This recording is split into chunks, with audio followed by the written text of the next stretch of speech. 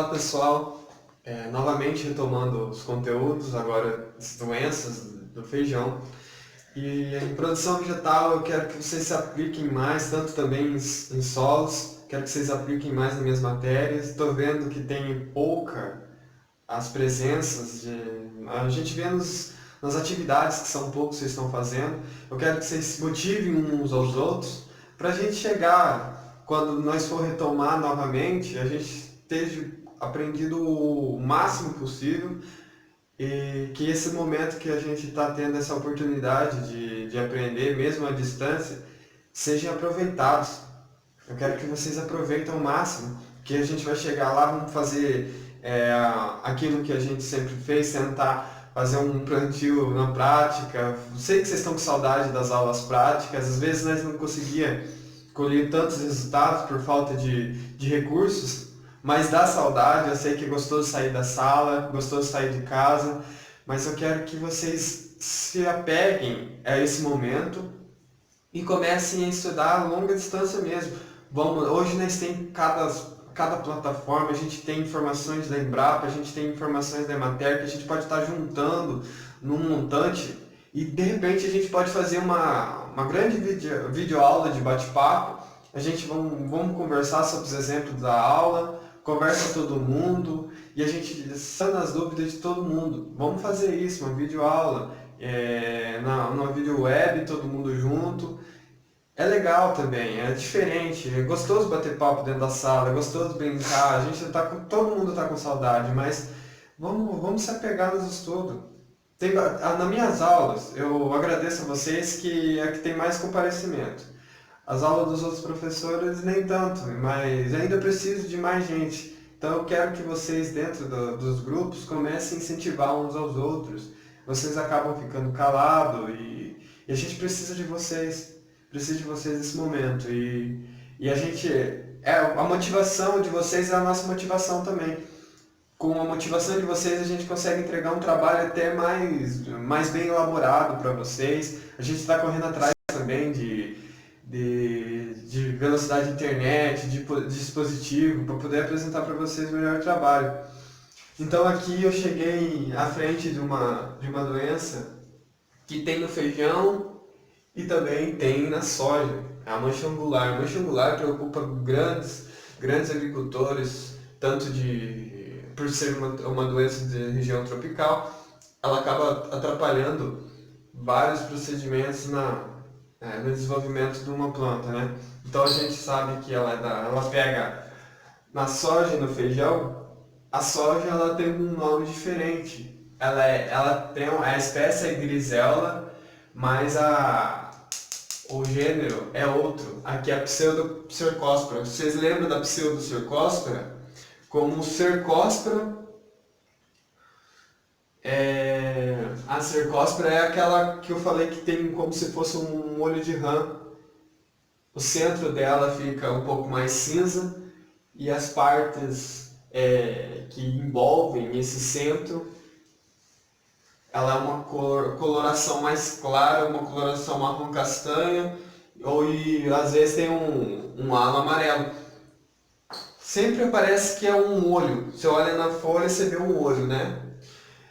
Essa Pseudocercospora grisella, ela é do gênero Ascomiceto e ela tem a forma anamorfa dela tem a característica da Microsphaerella, que é a doença típica do morango. Vocês já devem ter visto aqueles pontinhos vermelhos assim na folha do morango, bem nítido. É uma das doenças mais encontradas nas folhas do morango. Essa doença de parte aérea, a mancha angular, você vai encontrar em todas as regiões do Brasil. É uma doença subtropical e tropical. Ela se acostuma em climas elevados, temperaturas quentes. É disseminado pelo vento. O veículo transmissor dela é o vento. A gente pode ter, né, alguns sinais de patógeno quando a gente passa com a ação do homem, né? Que isso é normal a gente encontrar em várias outras doenças. Essa patogenia ela pode sobreviver em hospedeiros alternativos por 19 meses. O que significa isso? Uma planta que ela não tem aptidão para esse tipo de patógeno, no caso que ela não seleciona como alimento, ela fica sobrevivendo até o esporo voar com o vento e chegar no feijão. Então quer dizer que ela caiu numa uma planta daninha, ela vai ficar lá por dias, meses, esperando a estação correta para quando a gente tiver o feijão num desenvolvimento pleno, o vento vai bater e vai jogar no feijão e vai aparecer a mancha angular. Os sintomas, a gente pode ter vários dos sintomas dependendo da parte da planta. É comum a gente acontecer de ver ela na parte aérea. Por quê? A parte aérea, normalmente, então quer dizer que vai ser mais uma doença de final de ciclo. Mas ela pode aparecer antes, e ela pode aparecer tanto nos primeiros órgãos das folhas, então nas folhas primárias. Então nas folhas primárias ela tem uma condição, nas vagens ela tem outra e no caule tem outra. Nas folhas primárias, lesões circulares de cor marrom, marrom castanho. Então nas folhas primárias, lembra-se que eu falei para vocês antes do B2, nascem aquelas folhas que servem de reserva para a planta durante o seu condicionamento e desenvolvimento pleno.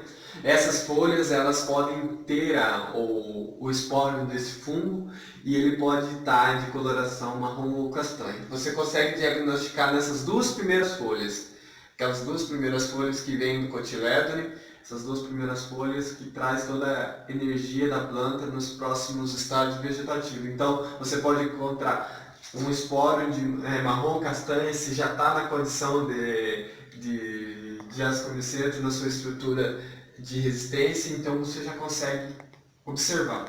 Nas folhas trifoliadas, as lesões já começam a ser diferenciadas, elas conseguem aparecer numa condição que as cores ficam entre um cinza e um marrom escuro. Então é um desenvolvimento já do patógeno, desenvolvimento com que ele vai começando a degradar a clorofila do tecido e começa a necrosar, então já começa a ficar um cinza já para um marrom escuro.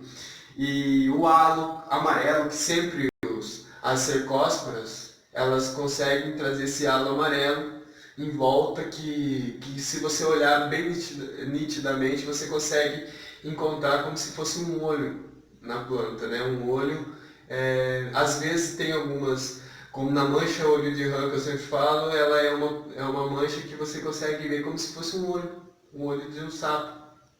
E aqui é uma pseudocercóspora, ela tem ela pende para ser um formato de olho, mas tem uma diferenciação ali na cor, nas dimensões. Mas de toda forma, a maior característica não é essa. A maior característica de uma mancha angular são as angulares delimitadas pelas nervuras. Ela se delimita pelas nervuras. Uma mancha angular, ela se delimita pela nervura, por isso que a gente tem esse nome que traz como se fosse um ângulo ali no limbo foliar. O final de ciclo fica mais evidente o patógeno. Nas vagens, já os sintomas eles são circulares também e marrom castanho é a cor, tá? Vamos passar para o manejo. Então, pessoal, o manejo que a gente faz para qualquer tipo de doença, a gente sabe que não é só aplicar um fungicida, fazer um controle químico, ele tem etapas que a gente tem que estar fazendo durante o ciclo.